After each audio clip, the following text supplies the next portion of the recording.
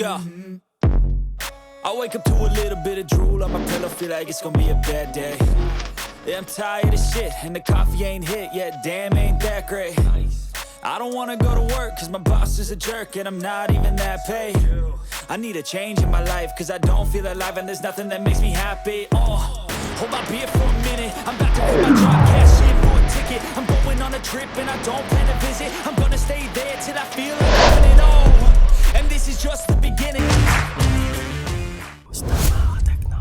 Ako po pala si Paul Gutierrez ng Poltech TV. Merry Christmas pala sa inyo at parating na yung bagong taon, sana maging okay tayong lahat at maganda yung salubong sa atin ng 2022 sa atin. Ngayon naman, pag-usapan natin itong Poco M4 Pro after 1 month of usage. Meron akong naranasan na hindi maganda sa phone nito, kaya abangan nyo yung dark side section natin dito sa video na to. Sa nakaraan na unboxing ko, na-unbox ko nga sa inyo yung power black color ng Poco M4 Pro. Ngayon naman, papakita ko sa inyo itong cool blue na isa pang kulay ng Poco M4 Pro. Sa totoo lang, mas maganda yung mga color or finish ng mga M series kumpara mo sa X o F series ng Poco. Yung dating Poco M3 Pro na black na may pagka leather finish siya at sobrang ganda ng black design niya. While itong power black color naman ng Poco M4 Pro is naglalaro siya sa gray at black color. Hindi siya madulas o glossy finish, kundi ma-feel mo na parang magaspang oraf yung feel ng back niya. Ganito rin sa cool blue color ng Poco M4 Pro.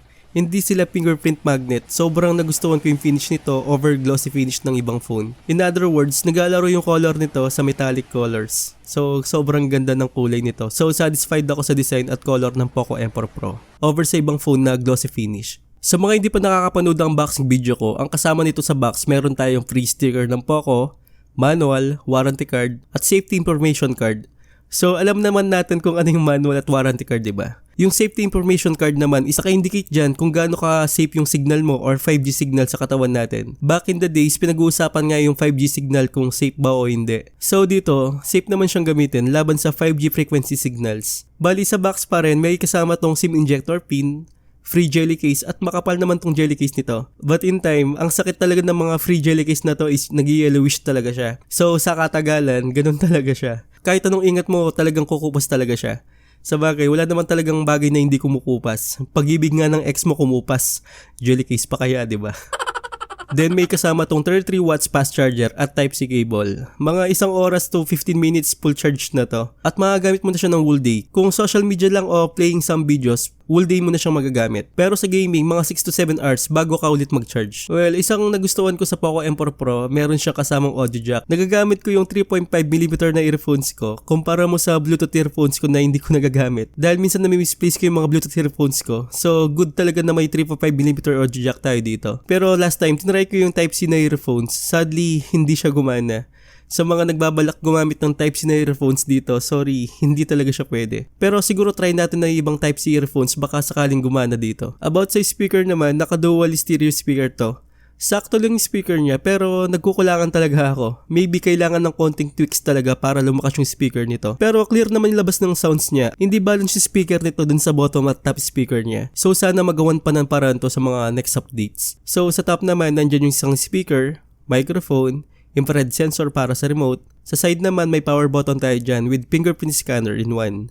Other side naman, hybrid SIM card tray with card slot at expandable siya up to 1TB of storage. So marami-rami yan. Then sa bottom, meron nga tayong audio jack, Type-C cable at main speaker. Sa display naman tayo, meron tayong 6.6 inches IPS LCD display at meron na siyang 240 sampling rate for better touch response lalo na sa games. Although IPS lang tong Poco M4 Pro, pero satisfied ako sa mga IPS na bagong labas na phone ngayon. Kumpara mo sa mga ibang IPS na may pagka yellowish at hindi proportion yung colors pagdating sa IPS. So malaking improvement yung mga IPS ngayon kumpara mo sa dati. At ang major improvement ng phone na to kumpara mo sa Poco M3 Pro, naka 50 megapixel main camera to at 16 megapixel front facing camera. At maganda talaga yung labas ng kuha pagdating sa camera. Unlike before sa Poco M3 Pro na naka 8 megapixel front facing camera, medyo may noise sa front facing camera. Dito, mas maganda na yung kuha ng M4 Pro kumpara mo sa M3 Pro pagdating sa camera.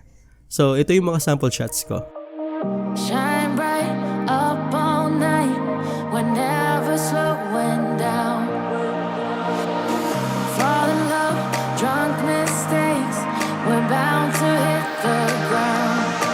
Gotta keep this feeling, keep on breathing, even if we're slipping away. So I close my eyes and lose my sound.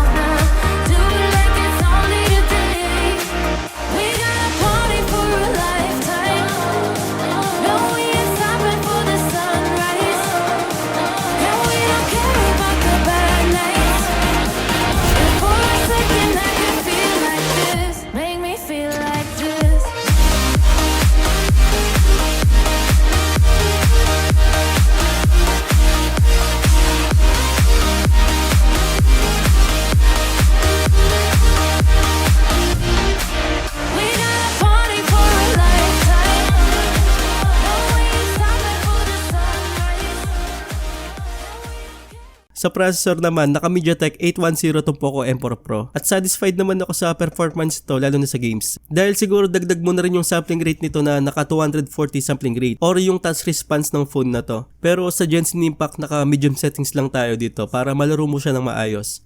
Pero kapag high settings na, medyo may lag na. Then, okay na okay ito sa Mobile Legends, Asphalt 9 at Call of Duty Mobile. Sa mga high settings, hindi siya papalag. Pero sa mga medium settings, palag na palag siya. So, ito yung... I know you told your friend you're not okay.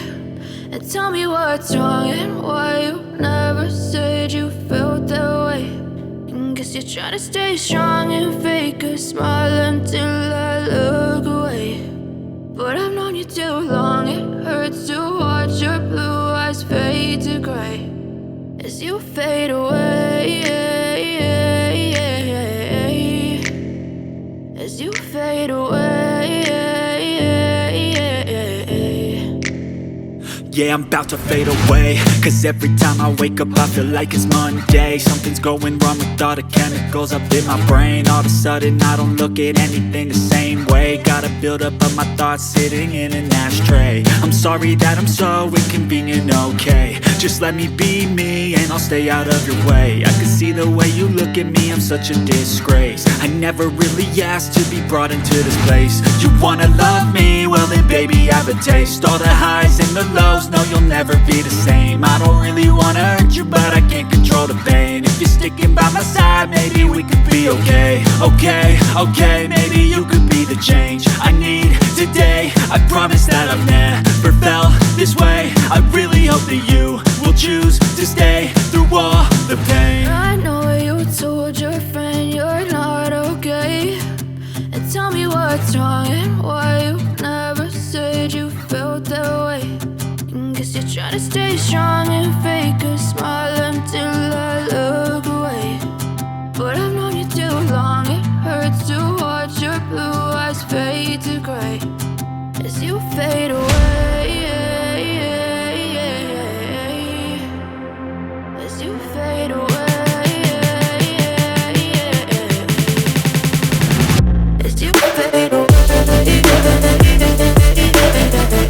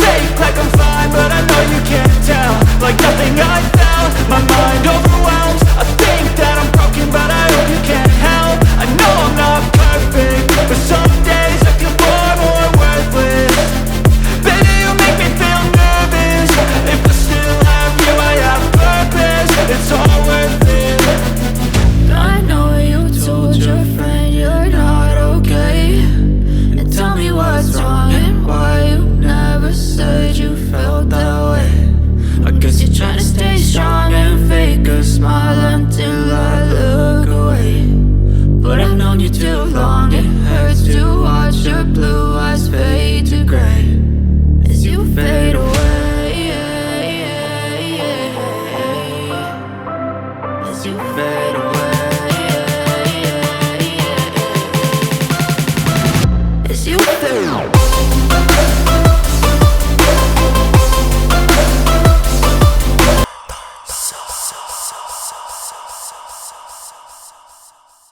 So ito naman yung dark side or yung mga cons ng phone na to. Sa paggamit ko ng isang buwan, ang naranasan ko dito, nag-frame drops siya, hindi lang sa games, actually yung buong phone, nag-frame drops talaga. As in parang nag-stutter siya mga ganun. Lalo na kapag naka 20% lang siya, medyo may stutter siyang nagaganap. So hirap na hirap talaga ako.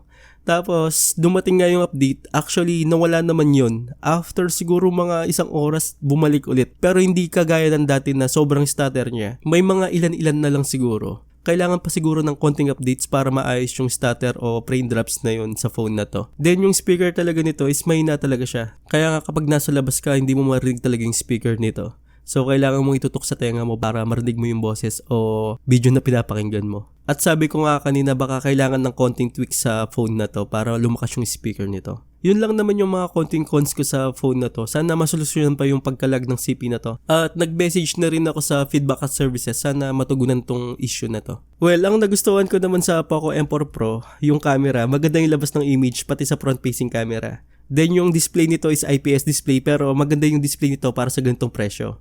At expandable to 1TB of storage. Then nandito pa rin yung audio jack na madalas kong ginagamit. So pros na pros sa akin yun. Of course, matagal din yung battery nito na naka 500 mAh na battery. So sa ganitong presyo, sulit na sulit itong phone na to. Maglalagay ako ng link sa description para kung saan nabibili itong phone na to.